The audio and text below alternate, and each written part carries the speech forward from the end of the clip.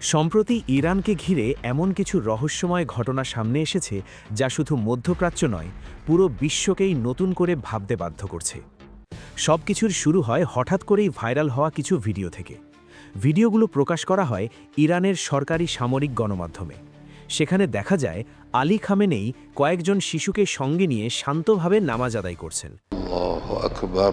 আল্লাহু আকবার তাকবীরাতুল্লাহ। দৃশ্যটা স্বাভাবিক মনে হলেও মুহূর্তেই এটা সোশ্যাল মিডিয়ায় ছড়িয়ে পড়ে। আর সেখান থেকেই শুরু হয় বড় প্রশ্ন, আসলেই কি তিনি জীবিত? কারণ এর আগে আন্তর্জাতিক বিভিন্ন সূত্র দাবি করেছিল যুক্তরাষ্ট্র এবং ইসরায়েলের যৌথ এক গোপন অভিযানে তিনি নিহত হয়েছেন। কিছু মিডিয়াও এই খবর প্রকাশ করেছিল, কিন্তু সময় পেরিয়ে গেলেও এখন পর্যন্ত তার মৃত্যুর কোনো নিশ্চিত প্রমাণ বা দাফনের খবর সামনে আসেনি। এটাই রহস্যকে আরও গভীর করে তুলেছে। কারণ শিয়া মুসলিমদের মধ্যে সাধারণত মৃত্যুর পর খুব দ্রুত দাফন সম্পন্ন করা হয়, কিন্তু এখানে সেই স্বাভাবিক নিয়মের কোনো চিহ্নই দেখা যাচ্ছে না। ফলে প্রশ্নটা আরও জোরালো হয়ে উঠছে, কিছু কি লুকোনো হচ্ছে? সবচেয়ে অবাক করার বিষয় হল বিশ্বের শক্তিশালী গোয়েন্দা সংস্থাগুলো এখনও নিশ্চিতভাবে বলতে পারছে না তিনি আসলে কোথায় আছেন। এমনকি ইসরায়েলের গোয়েন্দারাও পুরোপুরি নিশ্চিত নয় তিনি সত্যিই মারা গেছেন নাকি এখনও কোথাও জীবিত আছেন। এই অনিশ্চয়তা সাধারণ কোনো ঘটনা নয়।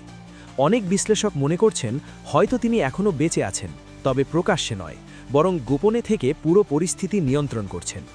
এই ধারণাটা একেবারে অমূলকও না, কারণ গত এক মাস ধরে ইরানের সামরিক কার্যক্রম যেভাবে ধাপে ধাপে এবং পরিকল্পিতভাবে এগিয়েছে সেটা অনেকের কাছেই অস্বাভাবিকভাবে সুসংগঠিত মনে হয়েছে।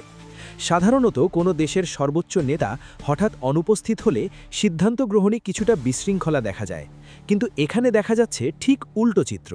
সবকিছু যেন খুব হিসেব করেই এগোচ্ছে। এতে অনেকেই মনে করছেন এই পরিকল্পনার পেছনে এখনও কোনো অভিজ্ঞ এবং শক্তিশালী নেতৃত্ব কাজ করছে, আর সেই কারণেই সন্দেহটা বারবার ঘুরে ফিরে আসছে একই জায়গায়। অন্যদিকে মার্কিন গোয়েন্দা সংস্থাগুলো বিষয়টা নিয়ে প্রশ্ন তুলেছে। তাদের বক্তব্য, যদি তিনি সত্যিই মারা গিয়ে থাকেন তাহলে এতদিনেও তার দাফনের কোনো তথ্য প্রকাশ করা হলো না কেন? এই প্রশ্নের উত্তর এখনও অজানা। আরও রহস্য তৈরি হয়েছে তার সম্ভাব্য উত্তরসূরিকে ঘিরে। যাকে নিয়ে আলোচনা চলছে তাকেও জনসম্মুখে খুব একটা দেখা যাচ্ছে না। কেউ বলছে তিনি অসুস্থ, আবার কেউ বলছে তিনি পুরোপুরি সুস্থ আছেন। তবে কয়েকদিন আগে একটি ভিডিও সামনে আসে যেখানে দেখা যায় তিনি স্বাভাবিকভাবে একটি কমান্ড রুমে প্রবেশ করছেন, চারপাশে উপস্থিত ইরানের সামরিক কর্মকর্তারা। কিন্তু এই ভিডিওটিও এখনও নিশ্চিতভাবে যাচাই করা যায়নি। সবচেয়ে বড় ধাঁধা এখন সেই ভাইরাল ভিডিওগুলো।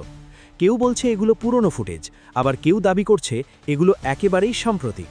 যদি সত্যিই নতুন হয় তাহলে পুরো গল্পটাই বদলে যায়, আর যদি পুরনো হয় তাহলে প্রশ্ন ওঠে এখন কেন এগুলো ছড়ানো হচ্ছে। সবকিছু মিলিয়ে পুরো ঘটনাটি এখন এক অদ্ভুত রহস্যে পরিণত হয়েছে, যেখানে সত্য আর গুজবের সীমারেখা ক্রমশ অস্পষ্ট হয়ে যাচ্ছে। আর হয়তো এই রহস্যের আসল উত্তর এখনও কোথাও লুকিয়ে আছে।